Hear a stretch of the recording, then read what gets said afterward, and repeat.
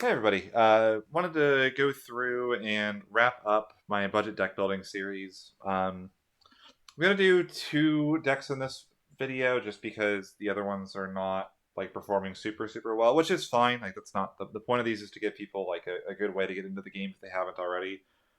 But I'll also like kind of go through some of my mindsets and things that like maybe could help people to deck build and learn how to play on a budget because I think people kind of like the game is relatively cheap for a TCG, but obviously people have different budgets and different things they want to do, and that shouldn't really preclude you from being able to have fun and um, play the game.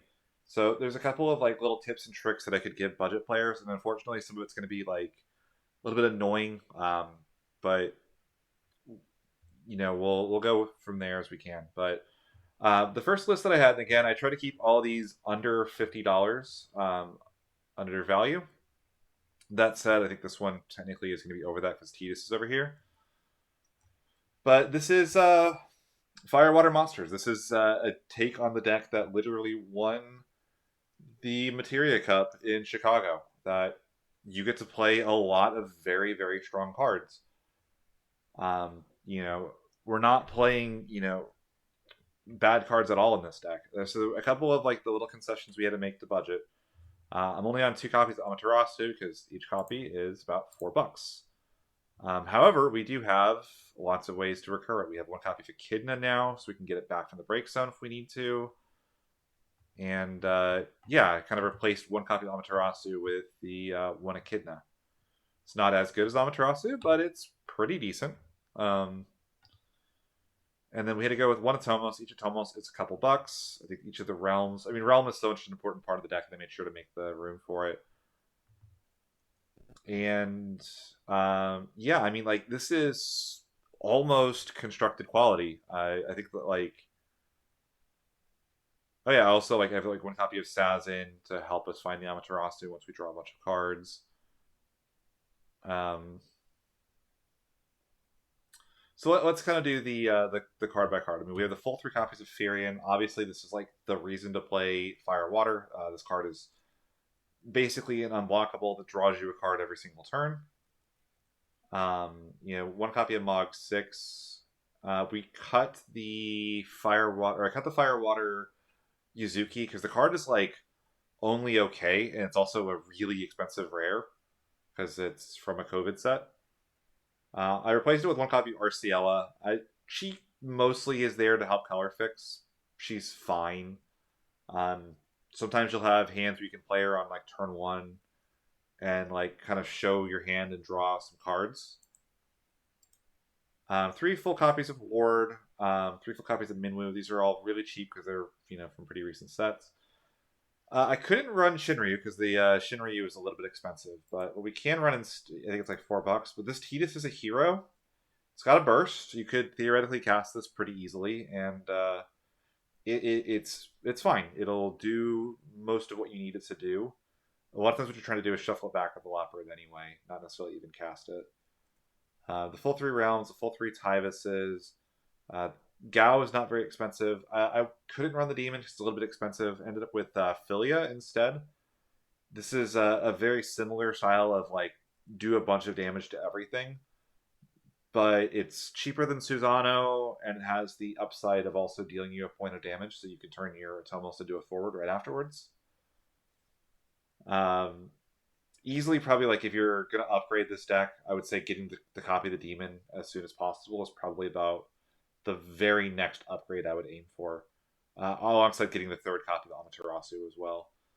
We have the full normal Goblin package. Same for the. We don't have a copy of Tros because it's a little bit out of our price range here. I would say that once you get your Amaterasus and your the demon, probably would swap the one Echidna for a Tros. And I mean the rest of this all is pretty standard. And then in the backups, I don't know what some of the changes I had to make are. I don't really remember. Oh, I had to cut out the Lenas was the big thing. So I ended up adding like some extra fire cards here and there. K Tuna, I think, is a card that like is a lot better than people give her credit for. Kind of like criminally slept on, and especially in a deck like this where you can kind of suspend some points of damage like blue worms, having damage source that doesn't actually cost you anything can just win you the game at the right time. Um, no Sarahs. I put the Hilda in here just because you could. It's a burst. It's like a free backup. And yeah, you would need to cut the Tidus here as well. I would say the Tidus probably comes in after the Amaterasu and the Demon. And I would say the Tros is like the next upgrade after that, before then getting the 3 copies of Lena. But I mean, the cool thing about this is like you're getting a lot of cards. Like the Realm Atomos Goblin package can go in just about every like a lot of different decks, which is really cool. Yeah, it's cheap, it's good, and I think this is a deck that you could pick up for $50 and probably win locals on. If not, do pretty well at a Materia Cup. The other one that I have is 13. This has been a classic budget deck thanks to the starter. Um, Depending on if you get the starter, this is priced as though it's all singles, but I mean this list looks incredible, right? I mean we have. I kind of stretched a little bit for Zach instead of like the Estinian you normally would see in the slot, but this is like a really strong summon aggro uh 13 deck. I think Phoenix is a couple bucks, yeah. So like and like again, we take a look at the speed of this deck. We have um all the starter deck cards. Vanille is very cheap for the 18 hero. Saz is a common. The 1 copy of Zach, but we probably are buying this anyway to get our copies of Amaterasu. So if you buy like the 13 starter deck and the 2024 anniversary kit, you have like most of these cards, to be honest. Sid Rain's not like a super standard card in 13. It's like fine. You could play it. Belias, I think, and Phoenix and Amaterasu are a little bit pricier under the summons, but I mean, clearly not too bad. And then for the backups, I kind of stretched a little bit. You know, the 2 Psychoms or the Rigdea allows us to kind of pump our 13 count a little bit for our Fang. Gets you back like a Vanille for a special, Null to help push for lethal, Hope. Just like a good general card. The copy of Drace, this helps us get to our Lightning potentially. Or our Fang is really nice. You can get like Fang and reduce the cost of Null, play a Null off of the Drace. Reeve, this is a standard card in 13 decks. Basically, you just need as many copies of this Lightning as possible. 3 copies of Lumina. 2 Dodge, and 1 copy of Libro. I mean, Libro is not like an amazing card or anything, but she is another 13 backup that comes in the starter deck. So again, like if you're talking about like just the starter deck, you picked up the Saz, the Dodge. You get to pick up the 3 Reeves, but he's pretty cheap and easy to get. Drace and Rigdea are commons from the most recent set. And I mean, this is the only thing I think this deck is missing is like 2 copies of Estinian over like one of the Sids and like maybe one of the Vanilles. It's like the only changes I would make to this to make it like the constructed 13 aggro deck. I guess like Sarah next set as well is really good. But yeah, that's 4 different decks. So if you go in, I had like the Mono Water, I had the Retainer, uh, Warrior of Darkness list, like a lot of different play styles you can play on a budget. Let's kind of go through some advice for kind of playing the game on a budget in general. First thing, play sets of heroes when sets drop are usually not particularly expensive. Even like Lena is like she's like $5 now, but like on set release she was like $1 or like $1.50, right? So even if you know if you're like not wanting to pick up play sets of every legend, getting a play set of every hero as the game progresses does keep the game a lot cheaper as things go along. Usually you can get them for almost literally nothing.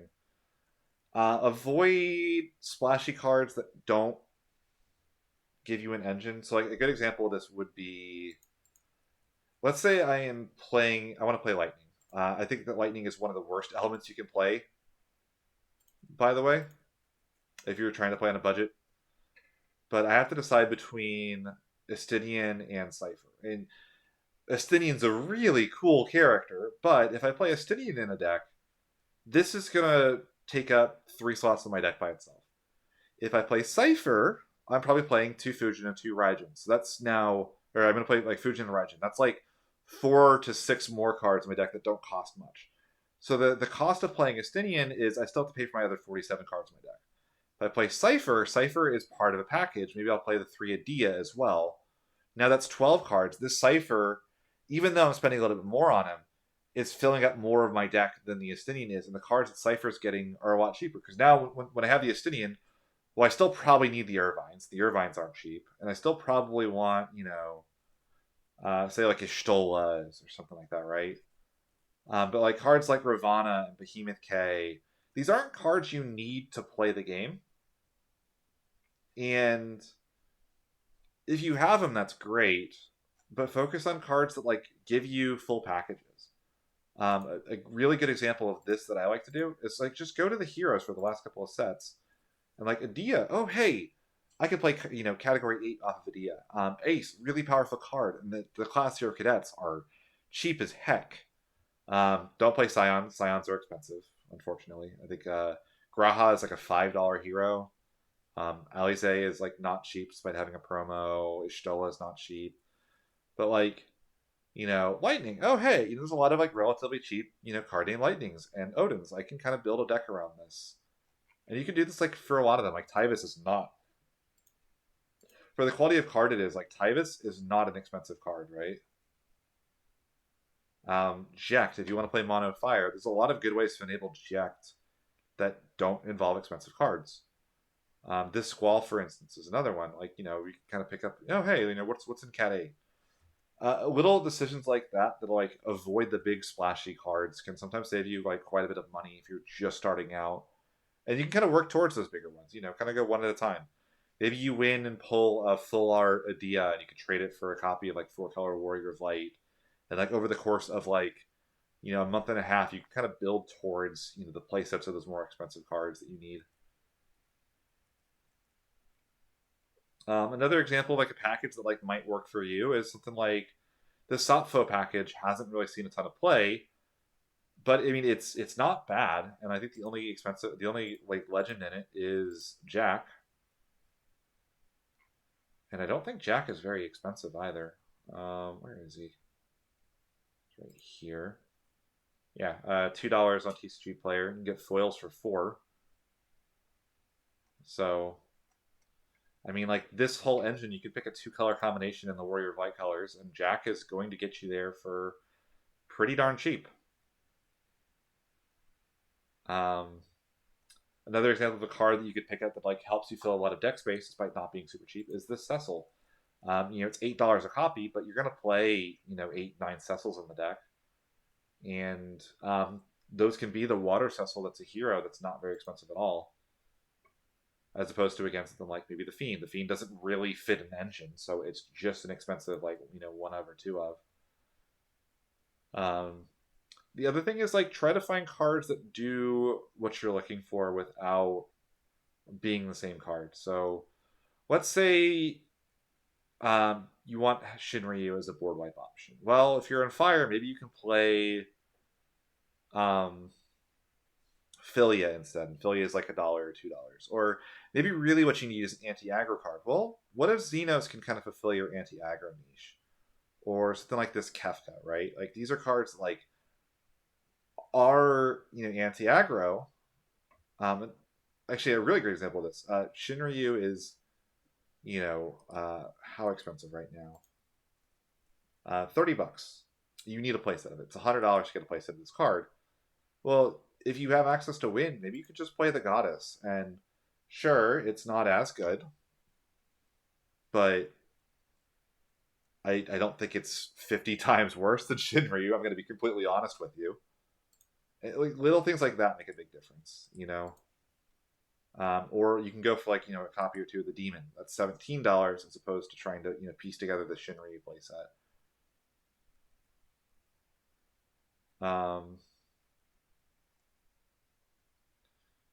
Yeah, I think that like just about covers like kind of what I would look at when I'm deck building.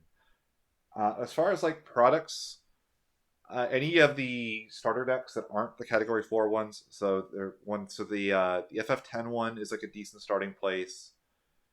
The um, I love the Final Fantasy 15 starter deck.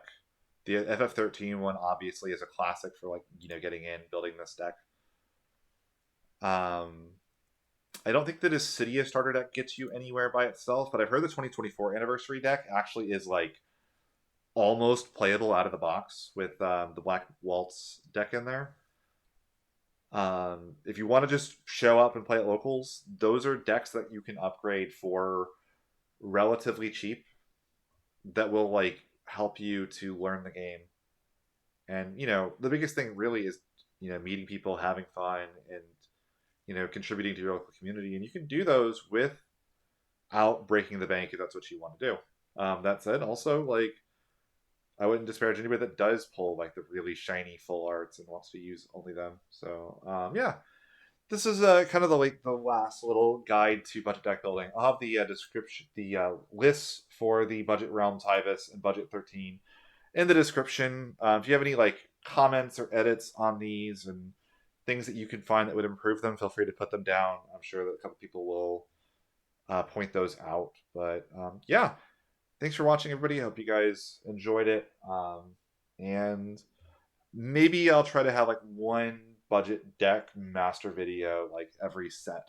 Kind of update some of these because I'm sure like this deck next set will get like the Sarah and Lightning and a lot of other stuff. So yeah, thanks for watching.